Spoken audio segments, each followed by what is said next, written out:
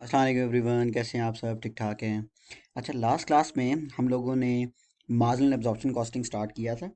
और हम लोगों ने स्टार्ट किया था सबसे पहले कि मार्जिनल एब्जॉर्प्शन कॉस्टिंग का परफॉर्मा क्या होता है। पहले तो डिफरेंस क्या होता है। डिफरेंस बड़ा सिंपल सा है। जो फिक्स कॉस्ट है वो मार्जिनल कॉस्ट में एक्सपेंस बनकर जिस पीरियड की होगी इसी पीरियड में आ जाएगी। और वो तुमने माइनस भी नीचे करनी होगी, ऊपर सिर्फ वेरिएबल कॉस्ट माइनस करोगे। सेल में से वेरिएबल कॉस्ट निकालोगे, कंट्रीब्यूशन आ जाएगा। कंट्रीब्यूशन में सिर्फ फिक्स कॉस्ट माइनस करनी होगी और फिक्स कॉस्ट माइनस करने के बाद आपका प्रॉफिट आएगा। अच्छा, एब्जॉर्प्शन कॉस्टिंग में फिक्स कॉस्ट प्रोडक्ट का पार्ट बनेगा।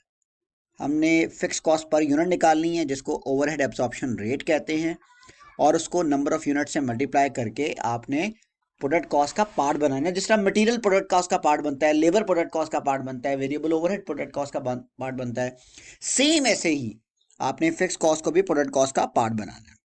बना लिया सर। उसके बाद ये दो डिफरेंस थे। फिक्स कॉस्ट प्रोडक्ट का पार्ट बनेगी एब्जॉर्प्शन कॉस्टिंग में, मॉडल कॉस्टिंग में वो नीचे जाके माइनस हो जाएगी, प्रोडक्ट का पार्ट नहीं बनेगी, कॉस्ट ऑफ सेल का पार्ट नहीं बनेगी। फिर हमने परफॉर्मा देखा था। ये मॉडल कॉस्टिंग का परफॉर्मा है, इसकी एग्जांपल भी हमने सॉल्व की थी। ऊपर सिर्फ वेरिएबल कॉस्ट माइनस करनी है, sale minus variable cost of sale. Opening stock लें वेरिएबल वाला, वेरिएबल प्रोडक्शन कॉस्ट लें, क्लोजिंग स्टॉक लें, सिर्फ वेरिएबल कॉस्ट माइनस कर दें, ग्रॉस कंट्रीब्यूशन आएगा। सेल में से वेरिएबल कॉस्ट माइनस करें तो कंट्रीब्यूशन आता है। फिर बाकी सारी वेरिएबल कॉस्ट माइनस कर दें, नेट कंट्रीब्यूशन आ जाएगा। फिर सारी फिक्स कॉस्ट माइनस कर दें, प्रॉफिट आ जाएगा। अच्छा, एब्जॉर्प्शन कॉस्टिंग में वही एफ के से मिलता जुलता है, ज़रा काम है। सेल में से कॉस्ट ऑफ सेल माइनस करें, opening stock plus production cost minus closing stock, और प्रोडक्शन कॉस्ट में, ओपनिंग स्टॉक में, क्लोजिंग स्टॉक में material, labour, variable overhead, fix overhead सारा कुछ शामिल है। अच्छा जी, कॉस्ट ऑफ सेल के अंदर अंडर ओवर एब्जॉर्ब की एडजस्टमेंट डाल लें। ये ऑब्वियसली एफआर में आपने नहीं पढ़ा होगा। आपके पास ग्रॉस प्रॉफिट आएगा, ग्रॉस प्रॉफिट में से सारे ऑपरेटिंग एक्सपेंसेस माइनस कर दें, आपके पास प्रॉफिट आ जाएगा। ये एग्जांपल हमने लास्ट क्लास में आधी तो कर ली थी, बाकी आधी हम सॉल्व करेंगे। सेलिंग प्राइस 50 है, डायरेक्ट मटेरियल 10 रुपये है, लेबर 7 रुपये है, वेरिएबल ओवरहेड 5 रुपये, variable selling and distribution cost है 2 रुपये। बजटेड फिक्स ओवरहेड्स 20,000 हैं, और fix overhead will be calculated on the basis of normal capacity of 5,000 unit. आपको याद होगा हमने ओवरहेड के चैप्टर में पढ़ा था, आपके पास बजटेड ओवरहेड्स दिए हैं और नॉर्मल कैपेसिटी दी हुई है 5,000, तो 20,000 को 5,000 के ऊपर डिवाइड करें तो आपका ओवरहेड एब्जॉर्प्शन रेट कितना आ जाएगा जी? 4 आ जाएगा। Overhead absorption rate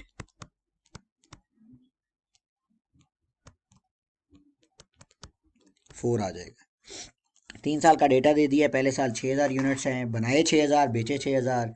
actual fix overheads 20,000 हैं, फिक्स एडमिन ओवरहेड्स 10,000 है। दूसरे साल में बनाए 7,000 हैं, बेचे 6500 है, 500 बच गए। 22,000 के एक्चुअल ओवरहेड्स हैं, फिक्स एडमिन ओवरहेड्स आपके 10,000 है। तीसरे साल में बनाए आपने 7500 हैं, बेचे 7700 हैं। ज़्यादा कैसे बेच दिए? पीछे से 500 आ रहे थे, 300 बच गए। 24,000 आपके एक्चुअल ओवरहेड्स आ गए, फिक्स एडमिन ओवरहेड्स 10,000 ही आ रहे हैं। इनकम स्टेटमेंट बनाए जी, मॉडल कॉस्टिंग ये हमने कर लिया था। सेल ले ली हर साल की। वेरिएबल कॉस्ट पहले साल तो ओपनिंग क्लोजिंग था नहीं, प्रोडक्शन कॉस्ट ही थी। दूसरे साल क्लोजिंग स्टॉक था, तीसरे साल ओपनिंग और क्लोजिंग दोनों है। ये हम लास्ट क्लास में सॉल्व कर चुके हैं। फॉर्मूला देख लें। सेल में से पहले वेरिएबल कॉस्ट, ग्रॉस कंट्रीब्यूशन आएगा, फिर सारी other variable cost, net contribution आएगा, फिर सारी फिक्स कॉस्ट माइनस कर देनी है। अच्छा जी, आज की क्लास में हम लोग यहाँ से आगे चल रहे हैं।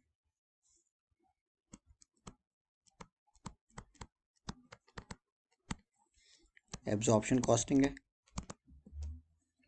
वही 3 कॉलम बना लें। Year 1, year 2, year 3। सेल्स तो वैसे का वैसे मैं लिख रहा हूँ ऊपर से कॉपी करके।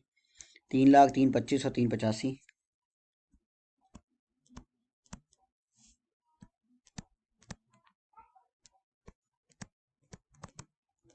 ये आ गया। अच्छा जी, अब यहाँ पर कॉस्ट ऑफ सेल आएगा, ओपनिंग स्टॉक,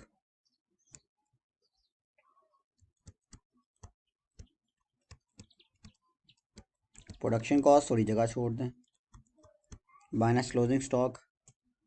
तो इनका नेट क्या आएगा जी? Cost of sale. Opening stock पहले साल कुछ नहीं है, दूसरे साल कुछ नहीं है, अच्छा अब जरा देखिएगा, बड़ी इंपॉर्टेंट बात है, आपने बनाए कितने यूनिट्स हैं? 6000। अब इसके अंदर क्या क्या शामिल होगा? इसमें मटेरियल कॉस्ट, एब्जॉर्प्शन कॉस्टिंग है ना, मटेरियल, लेबर, वेरिएबल ओवरहेड और फिक्स ओवरहेड्स का एब्जॉर्प्शन रेट भी शामिल होगा। तो 10 जमा 7 17 जमा 5 22 और 26, 26 के हिसाब से आपकी कॉस्ट आनी है, 26 के हिसाब से। तो 6000 इंटू 26,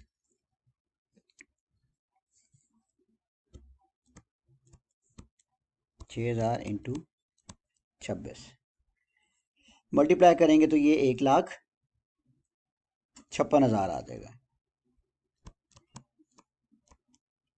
तो कॉस्ट ऑफ सेल भी आपकी 1,56,000 आ गई।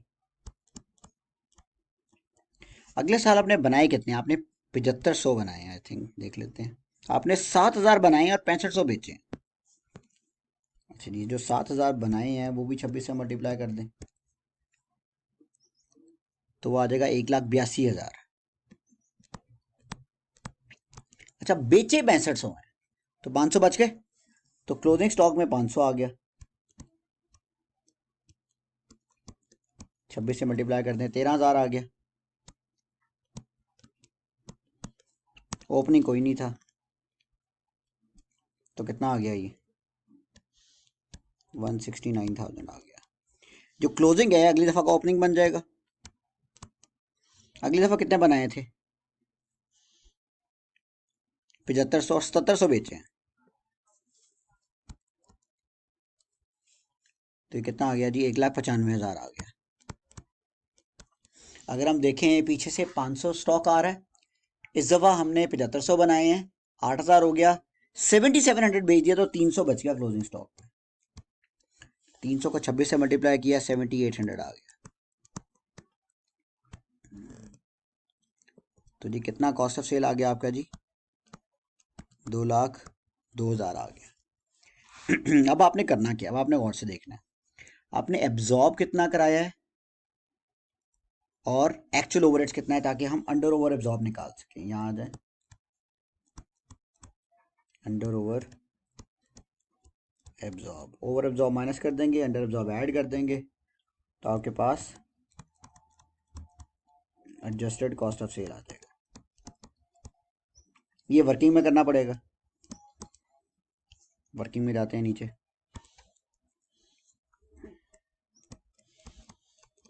वही 3 साल।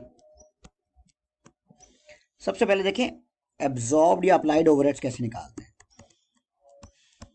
याद है, ओवरहेड एब्जॉर्प्शन रेट लेते थे इनटू एक्चुअल बेस लेते थे। ओवरहेड एब्जॉर्प्शन रेट कितना है? 4 रुपए पर यूनिट। और याद करो यूनिट्स कितने थे, कितने तुमने बनाए हैं। पहले साल कितने बनाए हैं? 6000। दूसरे साल कितने बनाए हैं? 7000। तीसरे साल कितने बनाए हैं? 7500। तो पहले साल एब्जॉर्ब कितने हुए? 24,000। दूसरे साल एब्जॉर्ब कितने हुए? 7 इंटू 4, 28,000। तीसरे साल एब्जॉर्ब कितने हुए? 7500 इंटू 4,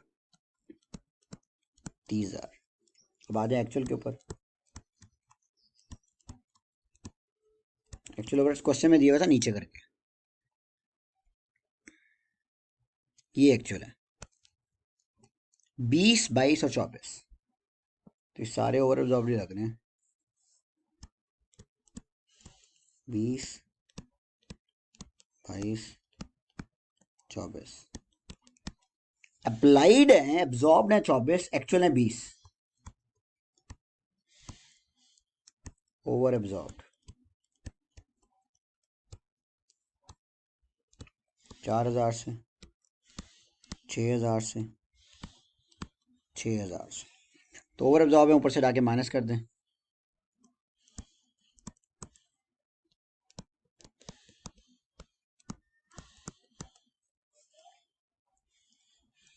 तो 1,52,000 आ गया, 1,63,000 आ गया, 1,94,200 आ गया। ये आपकी एडजस्टेड कॉस्ट ऑफ सेल आ गई। अब इसको माइनस करें, सेल में से ग्रॉस प्रॉफिट आ जाएगा।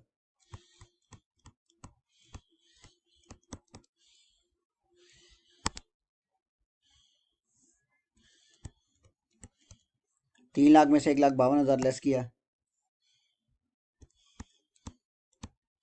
1,48, 3,25 में से 1,63 माइनस किया,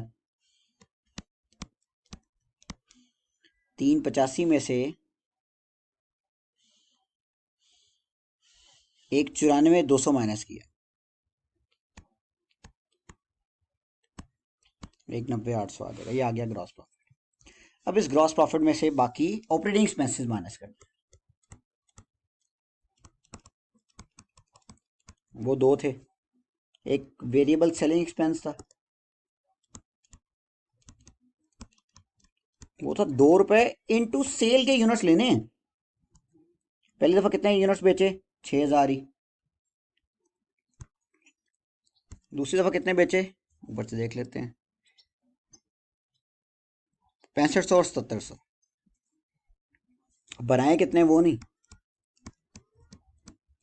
तो ये 12,000 बेच दिया, 12,000 आ गया, 13,000 आ गया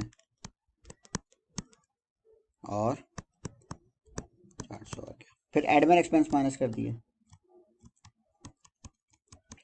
वो हर एक में 10,000 ही है। ऊपर क्वेश्चन में क्या बना है? 10,000, 10,000, 10,000।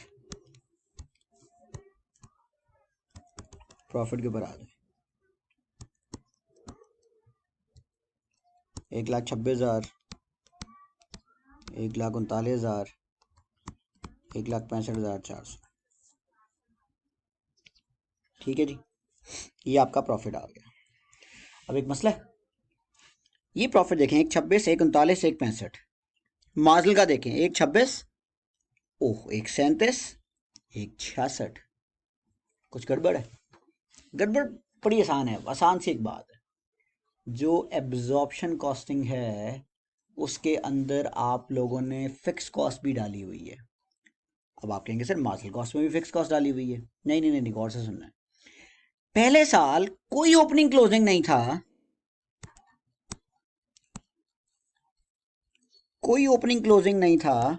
और से देखें, the profit of final profit of absorption costing and final profit of marginal costing is same. तो याद रखिएगा, पहली बात जो आपने लर्न की, when there is no opening closing stock,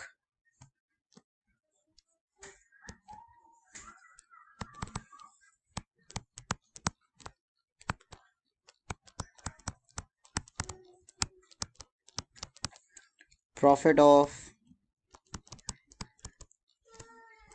marginal and absorption costing will be same.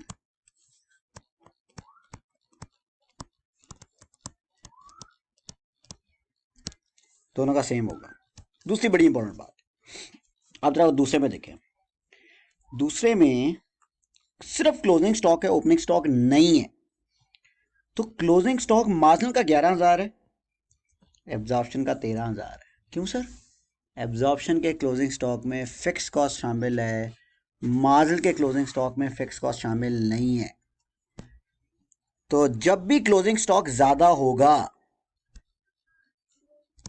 whenever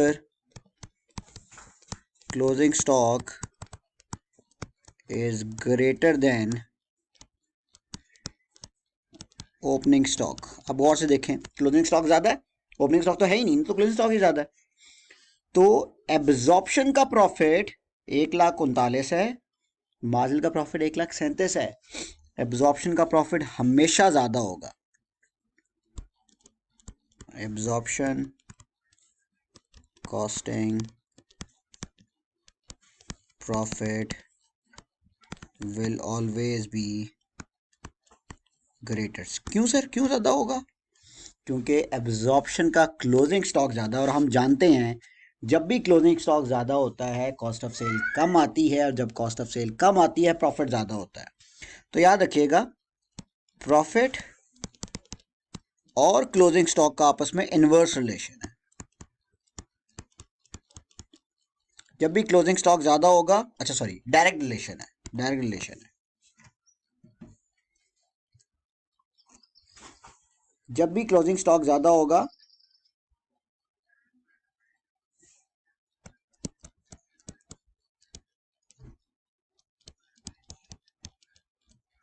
आपका profit ज़्यादा आएगा। क्यों सर? जितना क्लोजिंग स्टॉक ज़्यादा होगा आपकी कॉस्ट ऑफ सेल कम आएगी, आपका प्रॉफिट ज़्यादा आएगा। तो गौर से देखना है, जब भी क्लोजिंग स्टॉक ग्रेटर है ओपनिंग स्टॉक से, क्लोजिंग स्टॉक ज़्यादा आ गया, एब्जॉर्प्शन कॉस्टिंग का प्रॉफिट ज़्यादा होगा। क्यों एब्जॉर्प्शन कॉस्टिंग का? क्लोजिंग स्टॉक ज़्यादा है। एब्जॉर्प्शन कॉस्टिंग का क्लोजिंग स्टॉक ज़्यादा होगा क्योंकि उसमें फिक्स कॉस्ट शामिल है।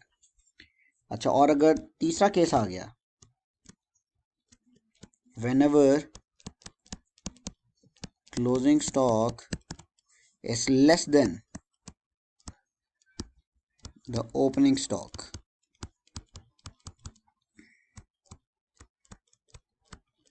absorption costing profit will be lower। कैसे? अब ओपनिंग स्टॉक ज़्यादा है, ओपनिंग स्टॉक ज़्यादा होने का मतलब ओपनिंग स्टॉक किसका ज़्यादा होगा? एब्जॉर्प्शन का ज़्यादा होगा क्योंकि उसमें फिक्स कॉस्ट शामिल होगी। और ओपनिंग कॉस्ट ज़्यादा होने का मतलब है आपकी कॉस्ट ऑफ सेल ज़्यादा है, कॉस्ट ऑफ सेल ज़्यादा होने का मतलब है प्रॉफिट कम है। तो प्रॉफिट और ओपनिंग स्टॉक का इन्वर्स रिलेशन होता है। ओपनिंग स्टॉक ज़्यादा, प्रॉफिट आपका हो जाएगा कम। तो दो बातें याद रख लें, क्लोजिंग स्टॉक जब भी ज़्यादा होगा, क्लोजिंग स्टॉक जब भी ज़्यादा होगा प्रॉफिट ज़्यादा होगा, ओपनिंग स्टॉक जब भी ज़्यादा होगा प्रॉफिट कम होगा। अच्छा, ये दो बातें याद होगी। दूसरी बात, जब भी क्लोजिंग स्टॉक ओपनिंग से ज़्यादा होगा एब्जॉर्प्शन का प्रॉफिट ज़्यादा होना है। क्यों ज़्यादा होना है? क्योंकि एब्जॉर्प्शन का क्लोजिंग स्टॉक वैसे ही ज़्यादा होता है। और जब ओपनिंग स्टॉक ज़्यादा होगा क्लोजिंग स्टॉक से तो एब्जॉर्प्शन का प्रॉफिट कम आना है, क्योंकि जब ओपनिंग स्टॉक ज़्यादा होता है कॉस्ट ऑफ सेल बड़ी होती है, प्रॉफिट आपका कम आता है। तो पेपर में एक रिक्वायरमेंट आती है कि हम आपको मार्जिनल कॉस्टिंग का प्रॉफिट दे रहे हैं,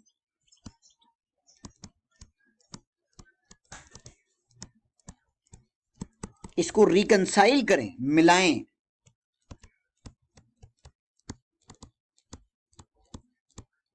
एब्जॉर्प्शन कॉस्टिंग के प्रॉफिट के साथ। अब 3 साल है, ईयर 1 2 3, इसका प्रॉफिट लिख लेते हैं जी। अगर आपको याद हो 1,26,000 था, 1,37,000 था और 1,66,200 था। ठीक है, मार्जिनल कॉस्टिंग का एब्जॉर्प्शन के साथ मिला। तो मार्जिनल एब्जॉर्प्शन में फर्क कहाँ आया है? फिक्स कॉस्ट तो दोनों ने ली है, ऑपरेटिंग एक्सपेंसेस दोनों ने लिए हैं, ओपनिंग क्लोजिंग दोनों में आया है। फर्क आया है जो फिक्स कॉस्ट क्लोजिंग स्टॉक में शामिल हो गई है वो उस पीरियड में से निकल कर अगले पीरियड में चले गई है। तो अगर मैं मार्जिनल कॉस्टिंग का अपना क्लोजिंग और ओपनिंग उसके अंदर एड बैक एडजस्ट करा के उसके अंदर एब्जॉर्प्शन कॉस्टिंग का क्लोजिंग और ओपनिंग एडजस्ट करा दूं तो मेरा प्रॉफिट रिकंसाइल कर देगा। अब एक बात याद रखो, जो ओपनिंग स्टॉक होता है उसका प्रॉफिट के साथ रिलेशन क्या होता है? इनवर्स होता है। तो इसका मतलब opening stock of marginal costing को एड बैक करवाना है। क्यों एड बैक करवाना है? इसने डेफिनेटली प्रॉफिट को कम किया होगा ऊपर। ओपनिंग स्टॉक प्रॉफिट को कम करता है, ओपनिंग स्टॉक इनवर्स रिलेशन है प्रॉफिट के साथ, तो इसने प्रॉफिट को कम किया होगा। आप इसको एड बैक कर दें और इसके अंदर क्लोजिंग स्टॉक माइनस कर दें, closing stock of marginal costing. तो मैंने मार्जिनल कॉस्टिंग के प्रॉफिट इसमें एडजस्ट करा दिए। अब एब्जॉर्प्शन के जो ओपनिंग क्लोजिंग है वो इसके अंदर उसकी एडजस्टमेंट करा दें, माइनस कर दें opening stock of absorption costing, opening stock of absorption costing plus कर दें closing stock of absorption costing. तो हो क्या रहा है, आप जानते हैं कि क्लोजिंग स्टॉक जितना ज़्यादा होता है उतना प्रॉफिट आपका ज़्यादा होगा, ओपनिंग स्टॉक जितना ज़्यादा होता है उतना प्रॉफिट कम होता है। तो मार्जिनल का मैंने प्रॉफिट पकड़ा, उसके अपने ओपनिंग क्लोजिंग को मैंने उसके अंदर से ख़त्म कर दिया। कैसे ख़त्म कर दिया? मैंने ओपनिंग को ऐड कर दिया, क्लोजिंग को माइनस कर दिया। हालांकि ऐसा होता नहीं है, ओपनिंग स्टॉक जो होता है ना प्रॉफिट को कम करता है, लेकिन मैंने उसको ऐड कर दिया। क्लोजिंग स्टॉक जो होता है प्रॉफिट को ज़्यादा करता है, लेकिन मैंने उसको माइनस कर दिया। तो यानी कि मैंने मार्जिनल के अपने ओपनिंग क्लोजिंग को उसके अंदर से क्या कर दिया? रिवर्स। और एब्जॉर्प्शन की ओपनिंग क्लोजिंग को उसके अंदर क्या कर दिया? एडजस्ट। तो मार्जिनल एब्जॉर्प्शन में फर्क किस चीज का है? ओपनिंग और क्लोजिंग के अंदर जो फिक्स कॉस्ट गई होती है उसी का तो फर्क होता है। अगर मैं उसके अंदर उसके अपने ओपनिंग क्लोजिंग को रिवर्स कर दूं, एब्जॉर्प्शन के ओपनिंग क्लोजिंग को एडजस्ट कर दूं, तो मेरे पास रिकनसाइल हो जाएगा प्रॉफिट। अच्छा, ये तो बाय द वे पहले वाले में कुछ था ही नहीं, तो ये तो वैसे ही रिकनसाइल हो गया। दूसरे वाले में ओपनिंग नहीं था, क्लोजिंग था। क्लोजिंग पकड़े जरा, कितना था? बादल का क्लोजिंग कितना था? 11,000 माइनस कर दिया। एब्जॉर्प्शन का क्लोजिंग कितना था? 13,000।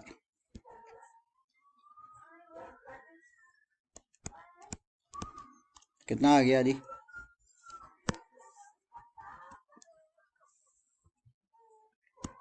1,39,000।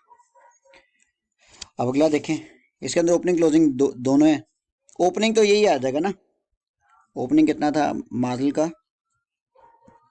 11,000 और 6600 था।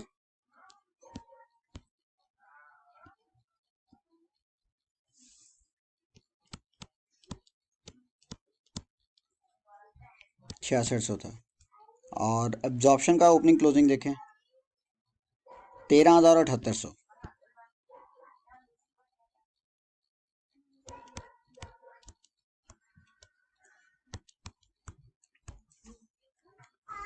तो ये एडजस्ट किया तो ये आ गया जी 1,65,400। 11,000 माइनस 11,000 ऐड 13,000 माइनस, तो नेट 2,000 का इम्पैक्ट आया। और 6600 माइनस 7800 ऐड कर दिया, तो यहाँ से तकरीबन इम्पैक्ट आ गया 1,200 का। तो 1,65,000 मैच कर गया सी, ये 1,65,000 ही था। तो याद रखिएगा, हमने जो आज पढ़ा है उसके अकॉर्डिंग मार्जिनल अब्जॉर्प्शन, मार्जिनल के अंदर सिर्फ और सिर्फ वेरिएबल कॉस्ट ऊपर से माइनस करनी है, फिक्स कॉस्ट जितनी है नीचे से माइनस कर दें। एब्जॉर्प्शन कॉस्टिंग के अंदर ऊपर फिक्स कॉस्ट को पार्ट बनाना है आपने कॉस्ट ऑफ सेल का, और नीचे वेरिएबल कॉस्ट और ऑपरेटिंग फिक्स कॉस्ट माइनस कर देनी है।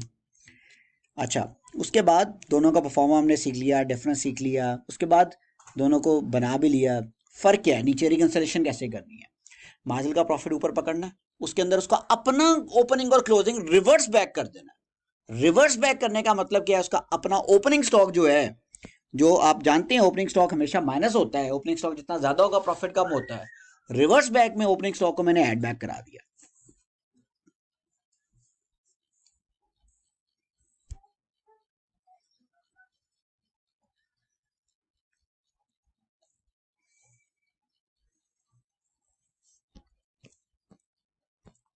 ठीक है,